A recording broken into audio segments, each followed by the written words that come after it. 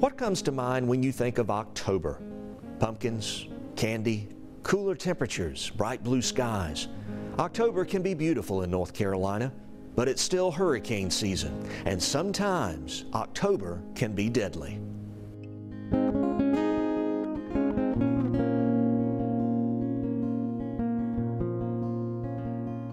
When Hurricane Matthew hit our state on October 8th and 9th of 2016, it wasn't a strong hurricane. In fact, it didn't even make the top 10 for intensity. And yet, Matthew's legacy of record flooding is crystal clear. You see, a hurricane's damage is not just a function of strength at landfall, it's a function of everything that happened before landfall.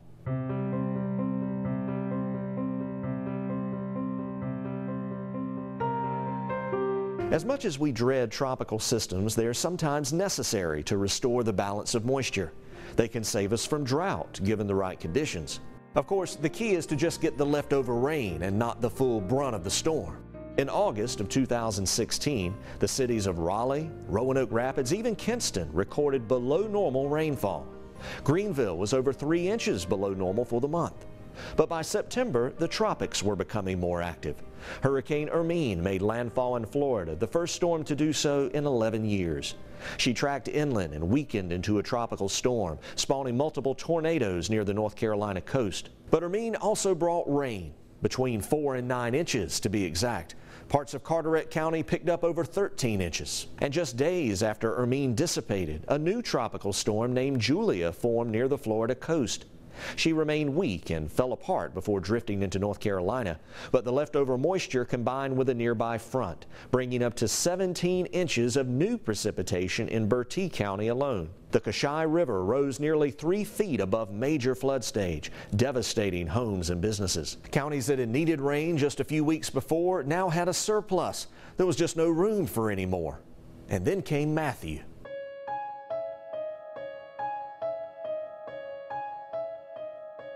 Although the Atlantic season peaks in mid-September, late-season hurricanes are not uncommon. Like many, Matthew started as little more than a tuft of clouds in the Atlantic, but ocean temperatures were warm and the clouds grew. By September 28th, Tropical Storm Matthew was born. Weather conditions didn't favor rapid intensification, but Matthew didn't seem to care. In just 2 days, the system exploded into a Category 5 hurricane. At peak intensity on October 1st, Matthew's sustained winds reached 160 miles an hour, with much higher gusts. As the storm churned through the Caribbean, photographers on nearby islands captured an eerie sight: lightning sprites. This phenomenon occurs when charged particles interact with gases in the atmosphere. Sprites are rarely photographed, but of course, Matthew was an unusual storm. It became the southernmost Category 5 hurricane ever recorded in an Atlantic season. Matthew's size and strength were intimidating enough, but for North Carolinians, there was something familiar about the path. Matthew's trajectory was similar to Hurricane Hazel in 1954. Hazel was also an October hurricane of considerable strength and eventually made landfall in North Carolina. The side-by-side comparison shows just how similar these two systems really were in the Caribbean. Both Hazel and Matthew devastated Haiti, killing or injuring over 1,000 residents. But it's here that the similarities begin to fade. Once Matthew cleared Haiti, it developed quite differently from Hazel, and forecasters would have a hard time keeping up with the changes.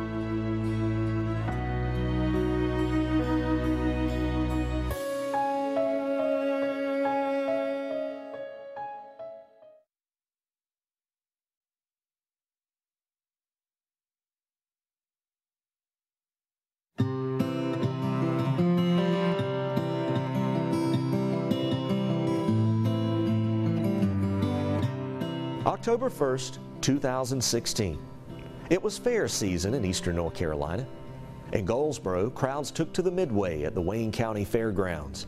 It was an evening filled with food, music, and of course, rides.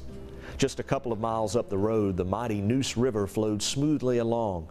All was quiet, but residents noticed the water level was running high. And with Hurricane Matthew churning somewhere in the Caribbean, forecasters were taking notice too. You may not realize this, but even when a hurricane is weeks away, the WNCT 9 on Your Side First Alert weather team is already tracking that storm around the clock. We can't wait until the storm hits to formulate a plan. For starters, we have families too. We have to make sure they're in a safe location. We have to buy supplies, board up our homes, the same thing as you do. But we actually have to do those things much earlier because when the storm does threaten, we have to be here in the studio tracking it. We also have to know where to deploy our crews when the storm hits.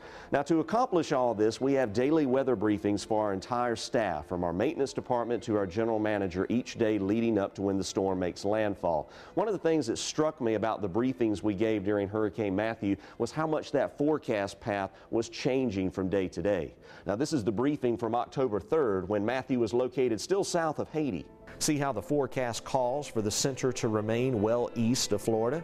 By the next day, the official track had shifted back to the west.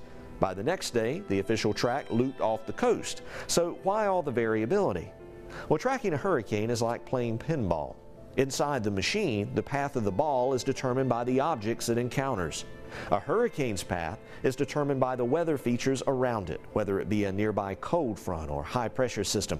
So to accurately forecast the hurricane, you have to accurately forecast everything around it. Now, this is a challenge, even for the best computer models. And there's always the random factor. Just like a glancing blow may redirect a pinball, an odd weather feature can change a storm track. And Matthew was full of oddities, even in appearance. A nearly constant blob of thunderstorms was found east of Matthew's center. Researchers speculate it was the result of some type of convergence zone.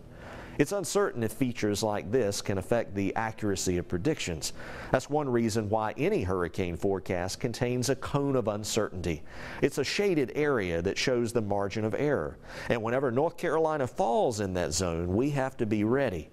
In most of the forecasts leading up to Matthew, some part of the North Carolina coast was highlighted. So regardless of final track, Matthew would at least bring heavy rain. And with rivers already nearing capacity, rain was the one thing we simply could not take.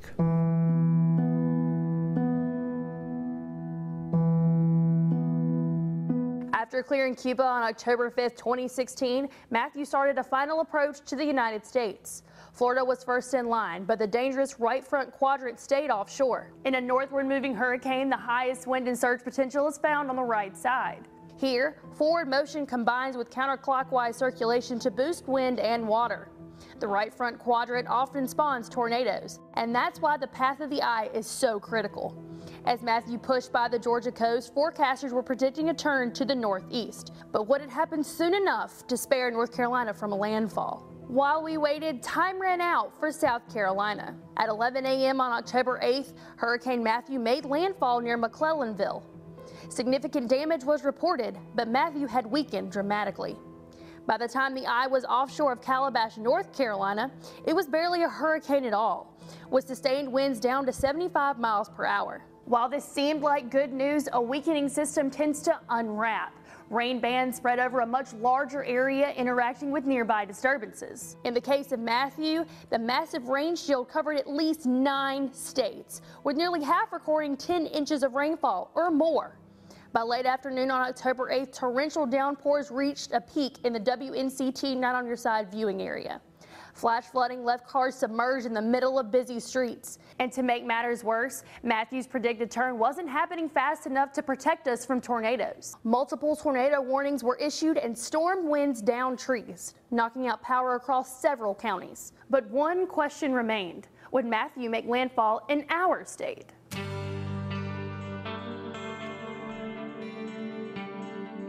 Hurricane Matthew had multiple landfalls, including Haiti, Cuba, the Bahamas, and South Carolina.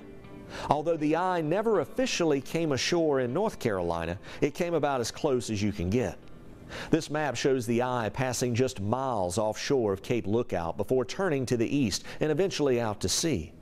But sometimes our eyes can deceive, especially when it comes to hurricanes. Take a look at this satellite loop of Matthew. Looks like the storm actually heads north into New England, doesn't it? When storms weaken, they often become extratropical. In other words, they begin to interact or connect with nearby fronts. This distorts the symmetry of the storm, and thunderstorms may drift away from the center. So even though Matthew pushed east of Hatteras, it forgot to take some of its rainfall with it. The storm managed to create record surge along the Outer Banks, and wind gusts over 80 miles an hour occurred in Dare County. Strong winds continued well into Sunday morning, October 9th. But by late afternoon, conditions were improving. The sun was back out and much of the flash flooding had receded, but the real flood, that was yet to come.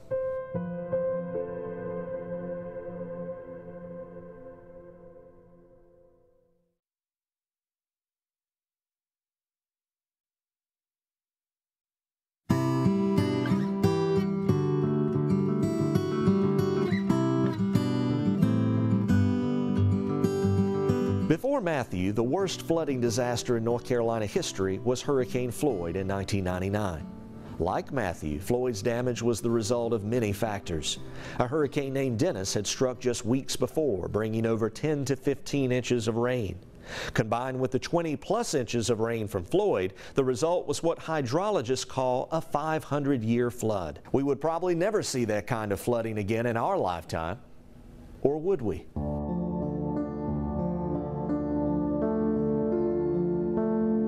River forecasting is not as simple as it may seem. When heavy rain falls over land, the water begins a complex journey down streets, through fields, over ditches, snaking its way to our streams and rivers. This doesn't happen right away. It may take days, even after the storm leaves, for rivers to crest. After Floyd departed in 1999, residents were caught off guard. The sun was out, but water levels were still rising. As bad as the flooding was, many lessons were learned. We had a high water mark to gauge future storms. And when the floodwaters started to rise in the wake of Hurricane Matthew, this time we had a plan. Matthew dumped 5 to 12 inches of rain across most of the WNCT-9 viewing area. Parts of Wayne County exceeded 15 inches. Along with totals from September, these numbers were fed into river models and compared with historical data from Floyd. Hydrologists were then able to help leaders plan evacuations and provide a more detailed crest prediction. Was it perfect? Well, no forecast will ever be perfect, but it was the best river prediction ever given for an event of this magnitude in our state. And few would deny it probably saved lives. The Neuse River in Kinston crested at 28.6 feet, almost a foot higher than the record set by Hurricane Floyd. The Neuse also topped the all-time mark in Goldsboro. The Tar River in Greenville peaked over 5 feet above major flood stage. Rivers and creeks nearly everywhere spilled their banks from Contentnia Creek near Hookerton to the Kashai River near Windsor, from the Northeast Cape Fear River at Chinquapin to Swift Creek at Streets Ferry. The numbers are impressive, but the images are unforgettable.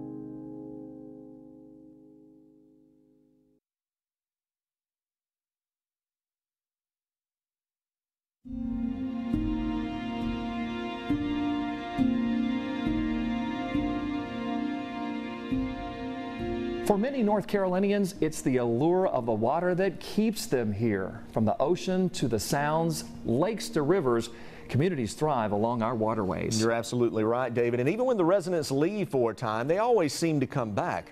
But when storms like Matthew come along, those same rivers that bring us home can keep us from it.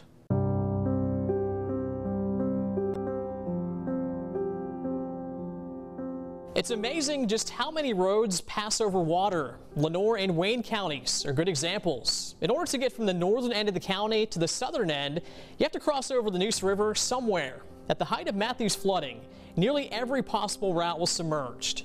A single gallon of water weighs a little over 8 pounds. Now imagine dumping over 13 trillion gallons of water across the southeastern United States. It's no wonder that roads buckled and gave way.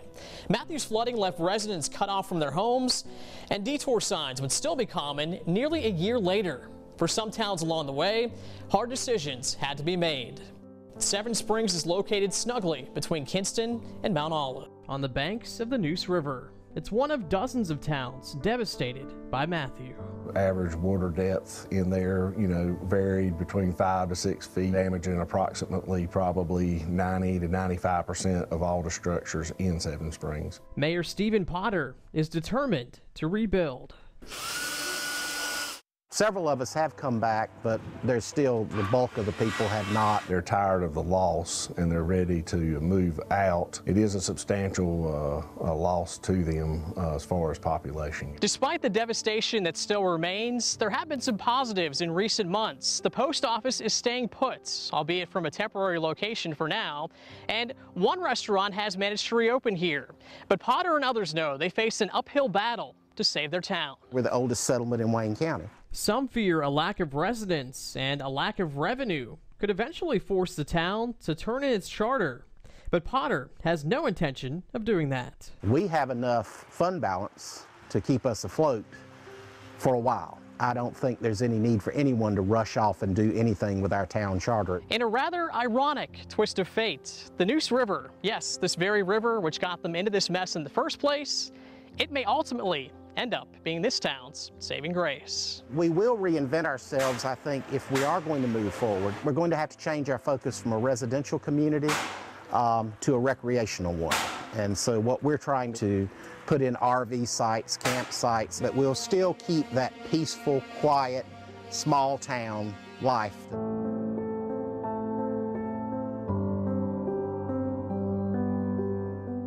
Of course, Seven Springs was not the only community to suffer loss. There were many others, including Princeville and Edgecombe County. Officials estimate that at least half of the 750 homes had flood damage. Princeville was no stranger to historic flooding. When Hurricane Floyd struck in 1999, it nearly destroyed the town. Floodwaters lasted for 10 days, but determined residents kept the spirit of Princeville alive. Determination is a quality common among North Carolinians, and it has to be. We may enjoy many quiet years, but there will always be one more storm on the horizon.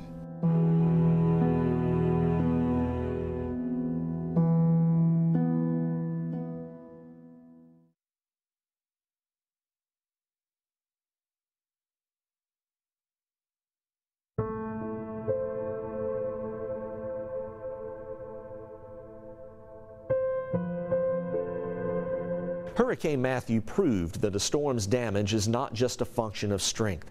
Although the storm weakened on approach to our state, the economic loss was measured in billions. Incidentally, the name Matthew will never again be used for an Atlantic hurricane. It was retired from use, taking its place in the record books alongside Hazel, Fran, Floyd, among others. Matthew is now part of our history and another lesson learned for the future. From all of us here at WNCT 9 on your side and the First Alert Weather Team, I'm Chief Meteorologist Jerry Jackson. Thank you for joining us.